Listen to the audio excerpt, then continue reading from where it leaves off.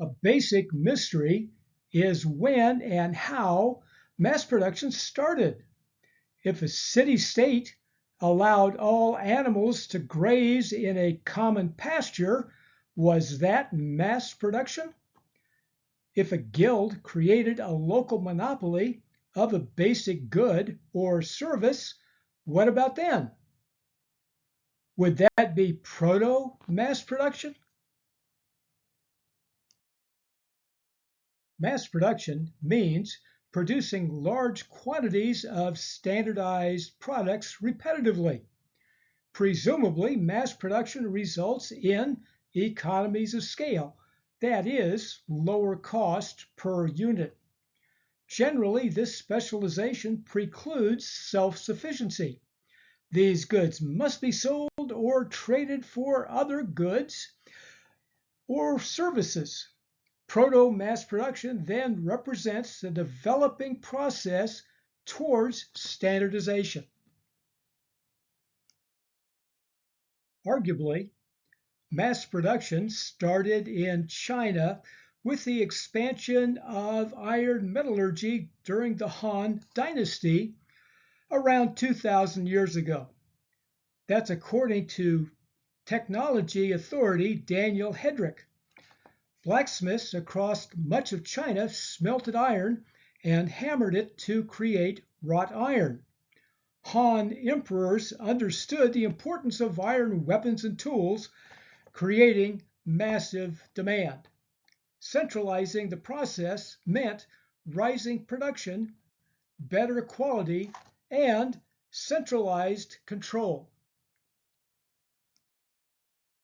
China started smelting iron about 700 BCE, then mastered large furnaces with bellows to force air through the ore, charcoal, and lime, then attached the bellows to water wheels.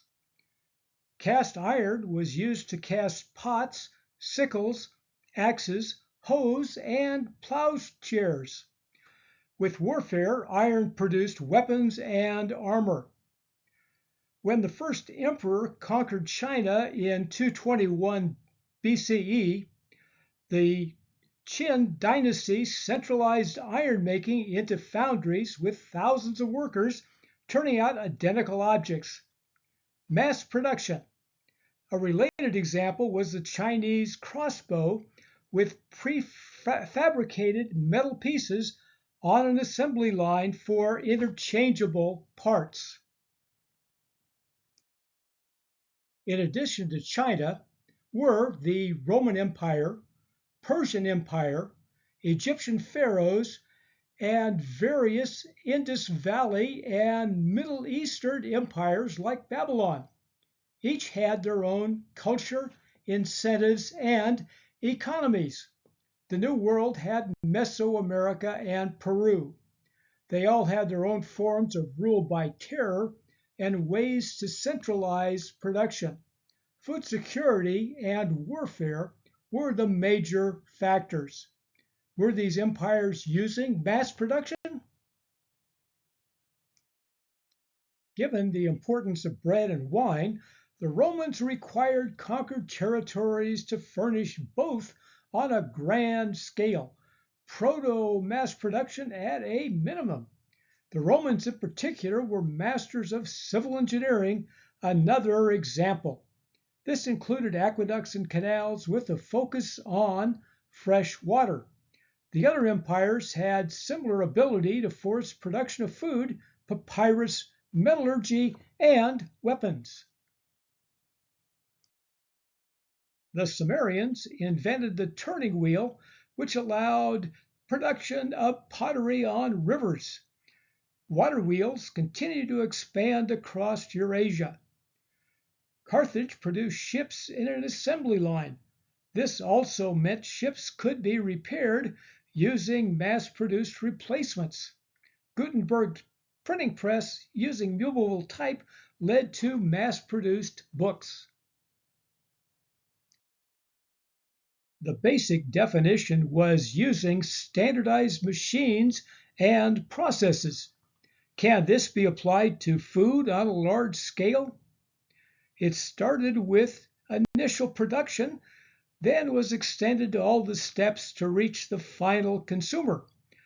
The key was the lower cost per unit and the potential for massive profit. Capitalists concentrated on the bottom line of net income.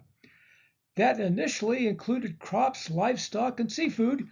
Then the shift to processing, like turning cocoa beans into chocolate, as the obvious next step. Agriculture can focus on high levels of effort per acre.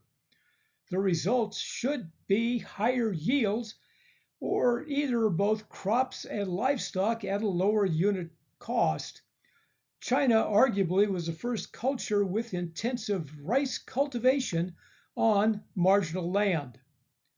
The emperors used hydraulics to expand rice production, including dams, canals, and terraces. Champa rice seeds were imported, which only grew in water. Consider the Chinese rice farmer.